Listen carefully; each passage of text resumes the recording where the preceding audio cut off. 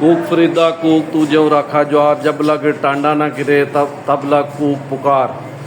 तो जी सजनों, बेलियो, मित्रों ते पंजाबी प्यारिओ, ਅੱਜ 14 अप्रैल पंजाबी वसेब दिहाड़, Punjabi culture day government special education centre Daska ਦੇ ਵਿੱਚ ਪੂਰੀ ਮਿਹਨਤ ਦੇ ਨਾਲ, ਪੂਰੇ ਆਰ ਦੇ ਨਾਲ ਮਨਾਇਆ ਜਾ ਰਿਹਾ। ਪੂਰੀ ਜਨਾਬ ਜਦੋਜਹਿਦ ਕੀਤੀ ਗਈ ਹੈ। ਇੱਥੇ ਇਹ ਤੁਸੀਂ ਦੇਖ ਸਕਦੇ ਹੋ, ਫਲੈਕਸਾਂ, ਪਤੰਗਾਂ ਤੇ ਪਕਾਨੇ ਲੱਗੇ ਹੋਏ ਨੇ, ਪੱਖੀਆਂ ਵੀ ਬਣਾ ਕੇ ਲਾਈਆਂ ਗਈਆਂ ਨੇ।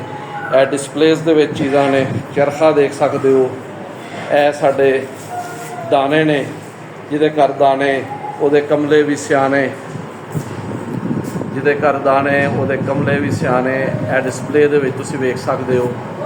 ਤੇ ਜਨਾਬ ਵਾਲਾ ਅੱਜ ਇਹ ਪੰਜਾਬੀ ਵਸੇਬ ਦਿਹਾੜ government special education centre Daska ਦੇ ਵਿੱਚ ਮਨਾਇਆ ਜਾ ਰਿਹਾ ਹੈ। ਕਣਕ ਦੇ ਸਿੱਟੇ ਨੇ, ਇਹ ਸਰੋਵੇਂ, ਇਹ ਜਨਾਬ ਸਾਡੇ ਘਰੇਲੂ ਚੀਜ਼ਾਂ ਨੇ। ਇਹ ਗੁੱਲੀ ਡੰਡਾ ਵੀ ਨਜ਼ਰ ਆ ਰਿਹਾ ਹੈ, ਵੀ ਵੇਖ ਸਕਦੇ ਹੋ। ਨਾਲ ਗਲਾਸ ਨੇ ਤੇ ਇਹ ਬੰਟੇ ਪਏ ਨੇ।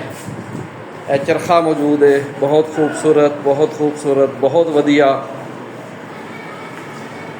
ਦੇਸਾਂ ਵਿੱਚੋਂ ਦੇਸ ਪੰਜਾਬ ਹੈ ਸੱਜਣੋਂ, ਜਿਵੇਂ ਫੁੱਲਾਂ ਵਿੱਚੋਂ ਫੁੱਲ ਗੁਲਾਬ ਹੈ ਸੱਜਣੋਂ। ਸਾਰੇ ਪੰਜਾਬੀ ਪਿਆਰਿਆਂ ਨੂੰ ਅੱਜ ਦਾ ਪੰਜਾਬੀ ਵਸੇਬ ਦਿਹਾੜ ਮੁਬਾਰਕ ਥੀਵੇ। ਤੇ ਜਿੱਥੇ ਜਿੱਥੇ ਪੰਜਾਬ ਦੇ ਅੰਦਰ ਬੇਲੀ ਸੱਜਣ ਮਿੱਤਰ ਮੌਜੂਦ ਨੇ ਜਾਂ ਪੰਜਾਬੋਂ ਬਾਹਰ ਵੀ, ਉਹ ਸਾਰੇ ਅੱਜ ਇਸ ਦਿਨ ਨੂੰ ਪੂਰੀ ਆਬੋ-ਤਾਬ ਦੇ ਨਾਲ, ਪੂਰੀ ਜੱਦੋ-ਜਹਿਦ ਦੇ ਨਾਲ ਆਰ ਕਰਕੇ ਮਨਾ ਰਹੇ ਨੇ। ਬਹੁਤ ਢੇਰ ਵਧਾਈਆਂ ਤੇ ਲੱਖ ਮੁਬਾਰਕਾਂ।